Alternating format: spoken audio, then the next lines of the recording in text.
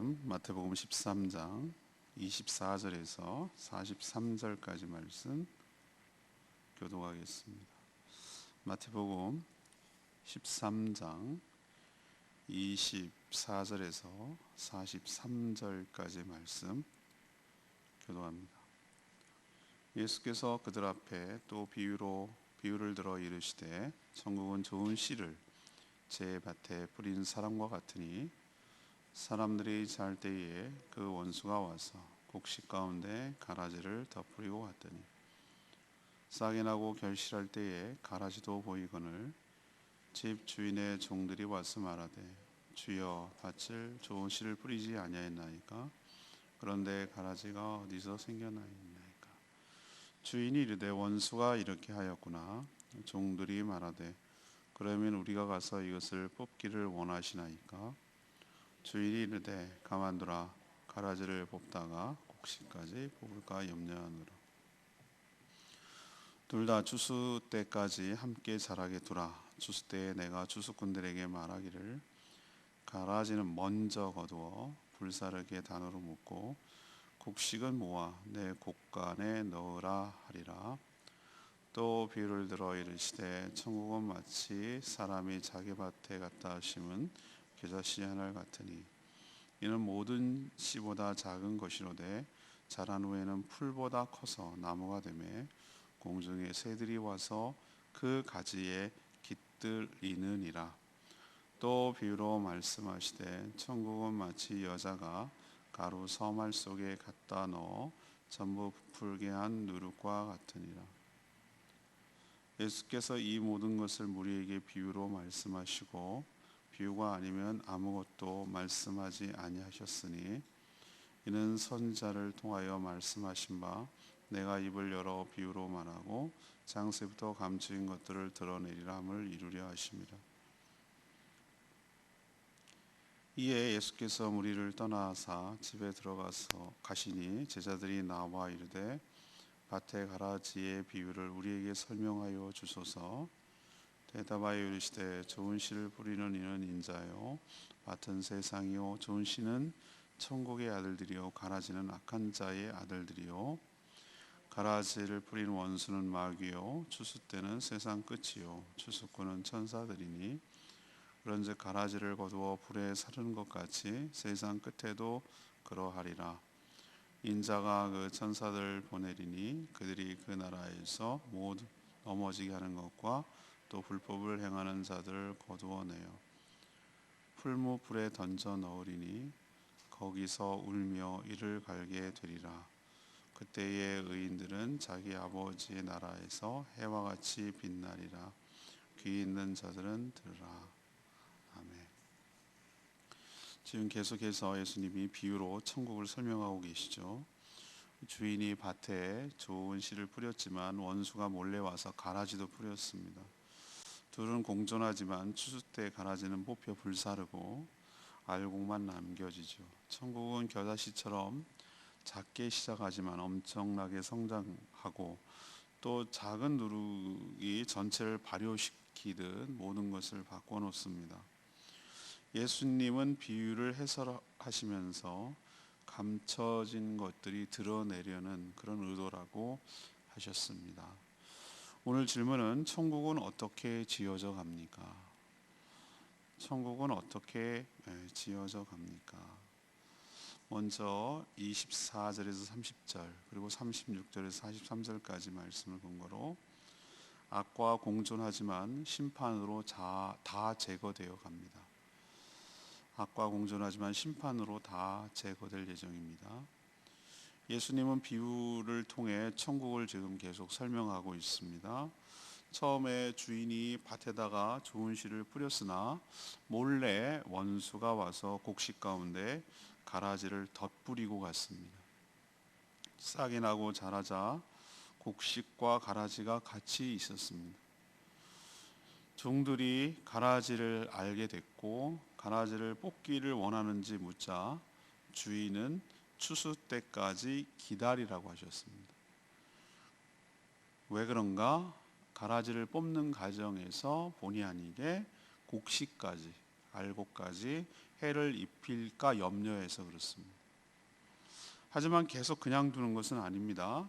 이제 추수 때가 되었을 때, 더 이상 성장이 끝났을 때, 그때는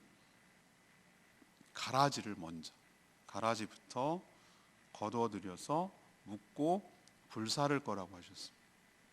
또 곡식은 모아서 주인의 곡간에 넣을 거라고 하셨습니다. 이 비유는 여러분 누가 봐도 어렵지 않죠? 쉽습니다. 하나님 원래 하나님의 자녀들이 세상에 살게 있지만 사단이 죄로 유혹하고 죄를 짓게 만들어서 이 악한 자들을 여기에 심고 뿌렸습니다.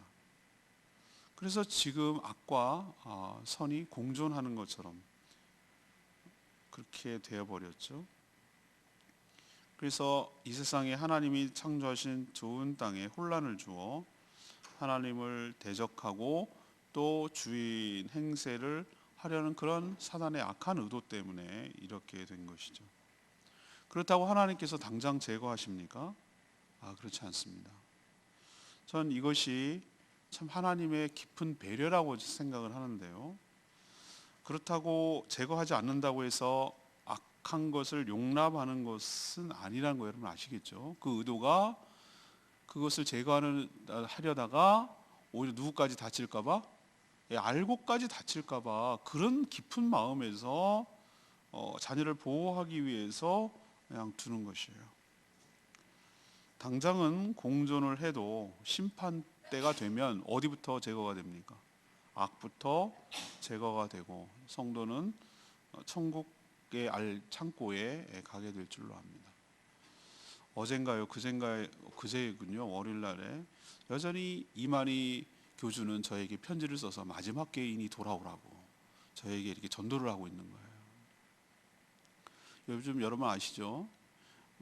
내연 관계에 있던 신천지의 그 이만희 교주의 내연 여인 김난이라는 사람이 뭐가 항상 이단은 그렇게 망가져요. 3대를 못 가요. 재산 문제, 돈 문제가 걸려서 통일교도 여러분 내분이 일어나는 걸 아시죠? 한학자라는 사람하고 그 아들하고 서로 싸우고 앉았어요. 지금 재산 때문에. 이 사람도 똑같아요. 재산 문제에 걸려가지고 폭로를 하고 난리가 났어요. 자중질환이에요. 또 아류가 나올지 모르지만 신천지의 끝날 날도 이제 멀지 않았어요. 제가 생각하기엔 그래요. 이만희 죽고 그러면 사분오열되고 또 비슷한 것들이 나타나긴 하겠지만 저런 식으로 이제는 하는 것은 끝났다라고 저는 보는데, 그것이 이유가 이제 명쾌해지지 않아요? 하나님 왜 저런 말도 안 되는 것들이 설치고 유혹하고 미혹하고 이렇게 하십니까? 왜 저런 것들은 안 제거하십니까? 라고 하는 것이 오늘 말씀을 통해서 답이 되잖아요. 그들을 용납하고 그들이 세력이 강해서가 아니에요. 하나님 몰라서도 아니고요. 가라지라는 건 너무 명쾌하게 잘 알아요. 근데 그런 것을 뽑는 과정에서 왜 그런지는 모르겠으나 우리는 뽑히는 게 오히려 우리를 보호해 주는 거라고 생각이 되지만, 전 오히려 긴장, 매기 효과라고 그럴까요? 오늘 신문에 보니까 이제 코로나 19라고 명칭을 바꿨더라고요.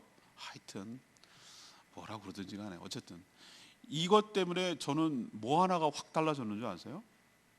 우리나라 백성, 우리 국민들이 개인 위생에 대한 생각이 확 달라졌어요. 오늘 통계에 의하면은 이것 때문에 독감이 70%가 줄었어요. 70%가. 저는 이게 효과라고 생각해요. 이제 앞으로는 사람들이 좀 인식이 달라질걸요? 저는 원래부터 실천해 왔기 때문에 상관은 없지만 이제는 정말 손 씻는 것이 생활화되고 정말 조심하게 되리라고 생각해요. 이것이 물론 뭐 이러기 위해서 이러냐 이렇게 할 말이 없지만 부수적인 효과고 얻는 효과예요. 저는 그렇게 생각해요. 이단 사이비가 있을수록 어떻게 되냐면은 우리가 바른 교리를, 바른 말씀을 가르쳐야 된다는 생각을 갖게 되고, 얼마나 정말 정통 교리에 입각한 교회들이 건강하게 성장해야 이런 것이 발붙일 수 없게 된다는 것을 인식하게 만드는 그런 좋은 교회가 되고, 바른 교회와 그렇지 못한 짝퉁 교회가 어떻게 다른가에 대한 인식을 갖게 되는 좋은 기회도 된다고 생각을 해요. 굳이 그 좋은 의미를 부여하자면 그렇다는 거예요. 우리는 그 깊은 뜻을, 하나님 뜻을 알 수가 없어요. 그러나 우리는 오늘 이 비유를 통해서 분명하게 아는 것은 뭐냐면 하나님 알고 계신다. 그들의 악의 실체를 알고 계시고 다 아신다. 그렇지만 내버려 두는 이유는 영원한 것이 아니고 추수 때까지다. 그리고 추수 때 가면 그들부터 먼저 치셔서 그들을 싹 제거한 후에 불심판을 받게 하신 후에 알곡을 남겨서 천국 창고에 들어가게 될 줄로 믿습니다. 그런 이 말씀을 믿고 왜 지금 아니지? 라고 생각하지 마시고 말씀에 입각해서 끝까지 인내하며 버티며 주님의 알곡으로 잘 자라나 결실하는 저와 여러분 되기를 소망합니다. 두 번째 얘기는 31, 38절 말씀인데요. 시작은 미약하지만 점차 모두 다 바뀐다는 거예요. 예수님의 또 다른 비유는 겨자씨 비유와 누룩 비유를 지금 하세요. 전부 다 지금 시리즈는 어떤 시리즈입니까? 천국 비유를 몰아서 지금 마태가 편집을 해놓고 있어요. 겨자씨는 어떤 것을 강조하기 위해서 성국의 외적 성장 그리고 외적 양적 성장을 드러내기 위해서 비유하셨고요. 누룩은 내적 질적 변화를 상징하기 위해서 이 비유를 하셨어요. 역시 주인은 자기 밭에 아주 작은 겨자씨 하나를 심었어요. 하지만 이 작은 씨가 발아가 되어 다 자랄 경우 풀보다 큰 뭐가 된다? 나무가 되어서 새들까지 와서 깃들일 정도로 성장한다는 것이죠. 작은 씨와 비교했을 때 엄청나게 성장하듯 천국도 처음엔 아주 작은 한 알의 씨앗으로 시작하지만 점차 성장하고 장성하면 엄청난 나라가 된다라는 외적 양적 성장을 상징할 때 이 겨자씨 비유를 들어요. 저도 지금 어디 가서 잊어버렸는지 모르겠는데 누가 어디 가서 설명했는지 겨자씨 하나를 이렇게 투명 테이프에다가 붙여가지고 저한테 선물을 했어요. 그래서 제가 책갈피에 성경에 잘 쓰고 있었는데 성경이 몇 번 바뀌는 과정에서 어디로 없어졌어요. 근데 겨자씨를 내가 눈으로 봤거든요. 겨자씨 봤는데 이걸 크기를 어떻게 설명해야 될지 모르겠지만 우리가 참깨의 4분의 1도 안 돼요. 한 5분의 1? 5분의 1, 6분의 1. 그 정도로 작아요. 아주 작아요. 근데 그게 큰 나무를 제가 사진을 봤거든요. 실물은 난 본 적이 없어요. 겨자가. 근데 어이구 이게 풀이 아닐 정도로 분명히 한 해살이 풀 같은데 엄청나게 커서 우리도 왜 저게 풀이었어라고 하면 막 텃밭 할 때 나무 같은 풀 있잖아요. 왜 너무 튼실해가지고 뽑으려면 곡괭이 갖고 뽑아야 되는 거. 그 정도로 크게 된단 말이죠. 당연히 참새 같은 거는 뭐 엄청나게 거기 안에서 머물러 있을 정도죠. 이 비유를 통해서 하나님 나라가 예수님 한 분으로 시작했을지 몰라요. 그리고 그 당시에 문명의 중심 국가도 아니에요. 로마 제국도 아니고 뭐 이집트 문명의 중심권도 아니에요. 어떻게 보면 변방 같은 곳이에요. 팔레스타인은. 그렇지만 12제자 그리고 수많은 사도들. 그래서 로마 제국과 헬라어라는 날개를 달고 전 세계로 파급되고 그죠? 중세시대를 거쳐서 유럽을 거쳐서 미국을 거쳐서 여기까지 이렇게 들어오는 놀라운 확장세를 보이는 것이 어떻게 설명하냐? 이 예수님의 비유 이렇게 되리라고 알았을까요? 당시에는 몰랐어요. 예수님 이 말씀하시면서도 주님만 알았지 이 말씀을 깨달았겠어요? 근데 지금 이 말씀을 보면은 사실이라는 걸 알잖아요. 이렇게 외형적으로, 가시적으로, 양적으로 커 있다라는 것을 깨닫게 되는 것이죠. 이 누룩은 이번에는 뭐냐면 내적, 질적 변화를 설명하기 위해서 예수님이 끌고 들어온 비유예요. 역시 반죽 속에 작은 양이 들어가죠. 서말이라 그러면은 꽤 큰 것인데 150리터 정도라고 보면 되는데 거기에 들어가면 시간이 지나면서 발효가 돼서 반죽 전체를 어떻게 됩니까? 바꿔버리죠. 요즘은 이렇게 하는 경우는 거의 드물어요. 그죠? 옛날에는 빵을 만들 때 왜 그렇게 했는지는 모르겠으나 부풀게 하기 위해서 거기 안에다가 이스트 같은 걸 넣고 뜨뜻한 아랫목에다가 덮어가지고 놓으면은 하루 지났나 뭐 지나면 이렇게 부풀어가지고 이렇게 옛날에는 요즘은 다 사 먹으니까 그런 걸 하지 않지만 그렇게 하는 것이죠. 전부 다 발효식품, 누룩 들어가는 거, 뭐 이런 것들은 보면은 전부 다 표면적으로는 변화가 없을지 모르지만 질적으로 완전히 전과는 다른 것으로 바꿔버리죠. 이게 바로 누룩의 효과입니다. 그러니까 겉은 모르지만 질적으로, 내적으로 엄청난 변화가 있다는 거예요. 이 얘기는 왜 끌고 들어옵니까? 지금도 하나님 나라는 어떻게 되고 있다는 거예요. 눈에는 잘 안 보일 수 있지만 서서히 이 모든 세계들을 뭐 하고 있다? 바꿔 나가고 있다라는 것을 보여줘요. 외형적으로는 안 바뀌는 것처럼 보입니다. 세계의 질서는 그대로고 자연은 그대로인 것처럼 보여요. 그러나 뭐가 바뀌는 겁니까? 사람이 바뀌는 거죠. 성경을 통하여 거듭나서 사람이 바뀌는 거죠. 하나님 나라가 이루어 나가는 거죠. 하나님 나라가 어느 땅덩어리 라인을 긋는 게 아니라 사람의 변화로 하나님의 통치를 임하기 때문에 그 믿는 사람들이 주의 뜻대로 살아가는 것이 하나님 나라가 임한 것이란 말이에요. 그리고 그 공동체를 이루고 살아가는 것이 이미 하나님 나라라고 하셨어요. 그러니까 이렇게 이 비유도 맞는 비유예요. 그래서 시간이 지나면 나중에 보면 엄청난 크기로 자라고 거대한 나라를 이루고 또 많은 사람들을 하나님의 자녀로 바꿔서 하나님의 백성으로 만들어 거대한 공동체를, 교회 공동체를 만들어 간다는 측면에서 하나님 나라가 이렇게 성장하고 변화될 것임을 비유를 통하여 말씀하고 있는 줄로 압니다. 자, 그럼 이 말씀이 이루어졌을까요? 아까 말했잖아요. 이루어지고 있다고. 지금도 진행 중이고 이 말씀은 계속해서 적용되고 실현되고 결국 끝내 하나님의 거대한 나라가 우리가 가시적으로 보게 되고 실현하고 느끼게 되고 누리게 될 줄로 믿습니다. 세 번째는 34, 35절 말씀이에요. 감춰졌지만 말씀을 통해서 드러나게 될 것입니다. 예수님 우리에게 천국에 대해서 설명하실 때 주로 지금 계속해서 뭘로 얘기하십니까? 비유로 얘기하고 계세요.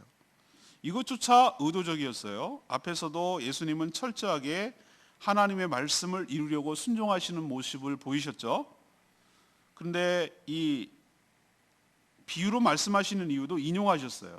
뭘 인용하셨습니까? 내가 입을 열어 이렇게 말씀하신 35절 말씀 있잖아요. 그게 어디를 인용하신 거죠? 시편 78편 2절 말씀을 인용하는 거예요. 내가 입을 열어 비유로 말하며 예로부터 감추어진 것을 드러내려 하니, 이것을 이루려 한친다고 지금 예수님이 직접 시편에 있는 말씀을 인용하셔서 얘기를 하고 있어요. 제자들에게. 이것은 비유로 말씀하셔서 전에는 뭐 했던 것인데, 감춰졌던 것인데 이제는 예수님의 입을 통하여, 이 비유를 통하여 비밀이 밖으로 드러내어서 많은 사람들에게 뭐 하려는 의도다? 알게 하려는데 목적이 있다. 앞에랑은 전혀 반대죠. 이번 주일날 설교하게 될 그 씨 뿌리는 비유 보면은 오히려 일부러 감췄다고 그랬어요. 그래서 듣게 할 사람만 듣게 하려는 의도. 이 비유의 두 가지 상반된 목적을 다 갖고 있어요. 앞에 씨 뿌리는 자의 비유는 비유를 왜 하신다고 그랬죠? 비유로 얘기해서 다 알아듣지 못하게 하고 알게 하려고, 하나님이 택한 사람들만 알게 하려고 한 의도다. 이번에는 드러내서, 감춰진 것을 드러내서 오히려 이제는 분명하게 많은 사람들이 뭐 하게 하려는 거? 제자들이 알게 하려는 의도다. 거꾸로 지금 상반된 얘기를 하고 있는 거예요. 그렇지만 다 유효하고 다 필요하기 때문에 한다는 뜻이죠.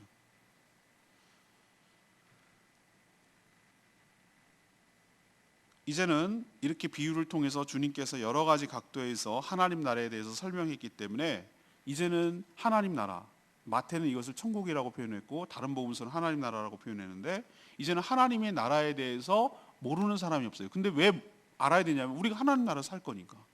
하나님 나라 그러면 어떻게 생각하냐면은 자꾸 죽어서 가는 곳이라고 생각한단 말이에요. 아니에요. 이미 예수님 뭐라고 했어요? 이미 예수님이 오시는 것부터 시작해서 하나의 그 겨자씨처럼 오시는 것부터 시작해서 이미 시작이 된 거예요.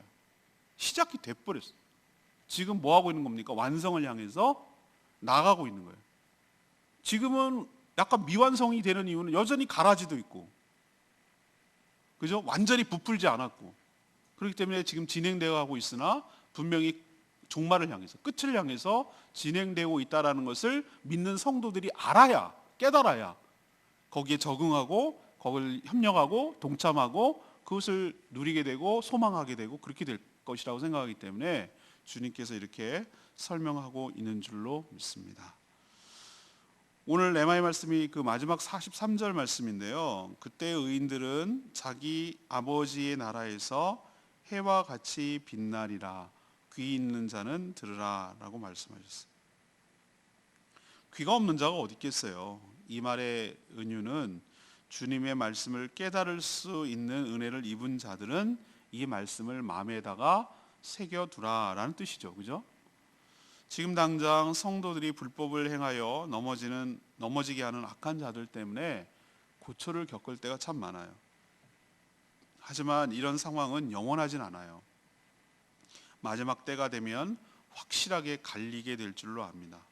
추수하는 천사들이 이런 악한 자들부터 솎아내어서 불로 심판하실 것이기 때문에 그래요. 그러니 지금 우리가 취해야 될 태도는 뭐죠? 이렇게 될 것이므로, 우리도 속담에 막 힘들고 어려우면 귀신은 뭐 하나 저것들 안 잡아가고 맨날 이러잖아요. 안 잡아가는 이유가 있다니까요. 우리 다칠까 봐 그런다고 하시면 그런 줄 믿어야 돼요. 그러니 그때가 분명히 알고 계시고 다 정리할 것이니까 믿음으로 잘 참고 인내하고 알곡으로 들어갈 그날을 기약하면서 믿음으로 잘 인내하는 저와 여러분 되기를 소망합니다. 오늘 지금 천국에 대해서 계속 얘기를 하고 있는데요. 질문이 뭐겠어요? 당연히 천국은 어떻게 지어져 갑니까? 이 얘기가 오늘 당연히 질문이겠죠. 첫 번째 뭐라고 그랬죠? 가라지 비유. 악과 공존하지만 주님의 심판으로 다 제거되고 완성될 줄로 압니다. 이게 첫 번째고, 두 번째는 뭐죠?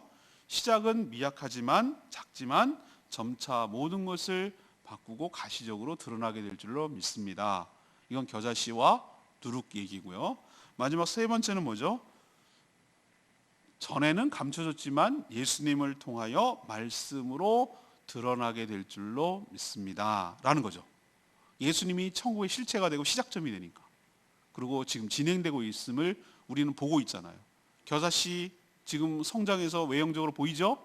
누룩 사람 바꿔가지고 딴 걸로 바꿨죠? 이건 지금 이 말씀이 이루어지는 걸 보고 있잖아요. 그런 우리도 천국의 소망을 가지고 믿음으로 살아가는 저와 여러분 되기를 소망합니다. 하나님 말씀 붙들고 기도하기 전에 912장, 아까 불렀던 찬양 912장 부르고 기도하겠습니다.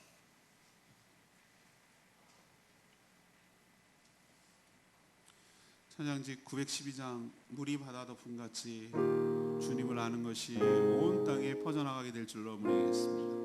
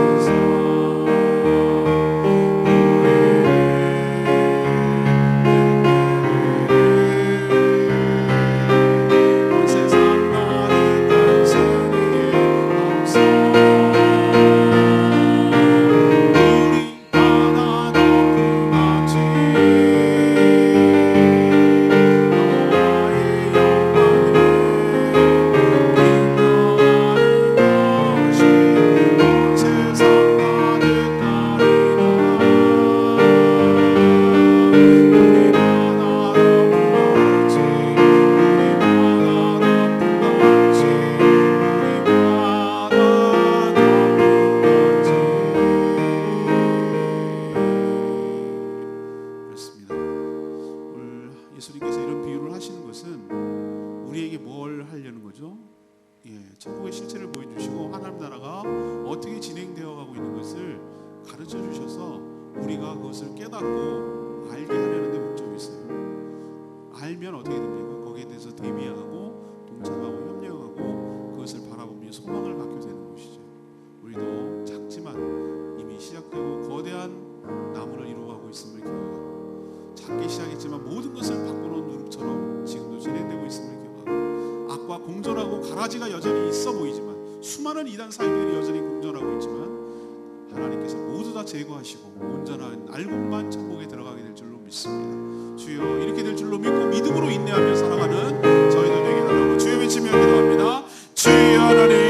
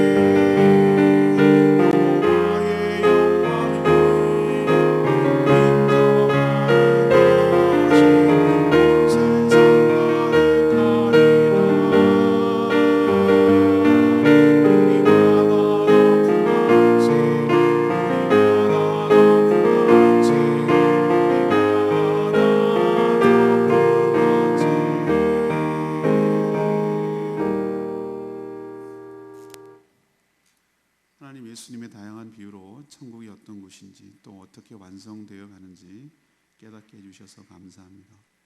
하나님이 아니라 원수 사단이 악을 덧뿌리고 심었습니다. 지금은 악과 함께 있어 우리들이 괴롭고 걸려너지며 불편하지만 마지막 때가 되면 이 불법을 행하는 이 약한 자들을 다 솎아내셔서 불로 심판하고 제거하실 줄로 믿습니다. 하나님 나라가 겨자씨처럼 작지만 크게 성장하고 지금도 진행되고 있는 줄로 압니다. 누룩처럼 보이지 않지만 많은 사람들을 하나님의 자녀로 바꿔놓을 줄로 믿습니다. 지금도 이렇게 진행되고 있음을 믿으며 저희들도 이 일에 동참하게 하여 주시옵소서. 이 모든 것을 깨닫게 해주신 이유는 힘들고 어려워도 믿음으로 참고 마지막 최후 승리를 바라보며 천국 창고에 들어가게 될 것을 믿으며 승리하라고, 소망 가운데 살라고 우리에게 주시는 말씀인 줄로 믿습니다. 늘 어려워도 믿음으로 소망으로 살아가는 저희 모두가 되게 하여 주시옵소서. 오늘도 하나님 앞에 간절히 기도하고 하나님밖에 의지할 곳이 없어 주님께 아뢰는 모든 백성들의 간절한 호소를 주님 들어응답하여 주시기를 원합니다. 특별히 코로나 바이러스 때문에 많은 사람들이 불편을 겪고 있고 어려움을 겪고 있는데, 특히 중국 나라는 참 많은 어려움들이 있습니다. 저들을 불쌍히 여기시고 하나님 앞에 잘못한 것이 있으면 회개하게 하여 주시옵시고 주님만 의지하고 바라볼 수 있도록 은혜 베풀어 주시기를 원합니다. 이를 막기 위해서 정말 애를 쓰고 수고하는 수많은 분들 주님 위로하여 주시고 지치지 않게 하여 주시고 맡겨진 사명들 잘 감당하게 하여 주시옵시고, 우리 사랑하는 모든 백성들과 국민들이 정말 하나님 은혜로 살아가는 것이 무엇인지를 깨닫고 하나님 앞에 겸손하고 겸허하게 살아갈 수 있도록 은혜 베풀어 주시고, 실체를 알면서도 어쩔 수 없이 절절매고 무서워할 수밖에 없는 연약한 자임을 깨닫고 하나님의 보호와 은혜 속에 들어가도록 그들의 마음과 생각을 주관하시며 주님께로 인도하여 주시옵소서. 오늘도 모이는 목장들마다 주님 축복하시고 목장 단방이 은혜롭게 잘 진행되도록 축복하여 주시옵소서. 오늘도 하나님과 동행하며 주님의 일을 온전히 행하며 주님의 마음이 있는 곳에 저희들의 마음이 있기를 원하며 주님의 손발이 되어서 몸된 교회를 세워가기를 원합니다. 저희들의 생각과 마음을 주관하시고 주님의 뜻대로 저희들을 마음껏 사용하여 주시옵소서. 주님께 모든 걸 맡겼고 예수 그리스도의 이름으로 축복하며 기도합니다. 아멘. 오늘 하루도 주님의 은혜 가운데 살아가게 되기를 축복합니다. 묵상 탐방을 위해서 꼭 중보 기도해 주시기를 바랍니다. 기도하겠습니다.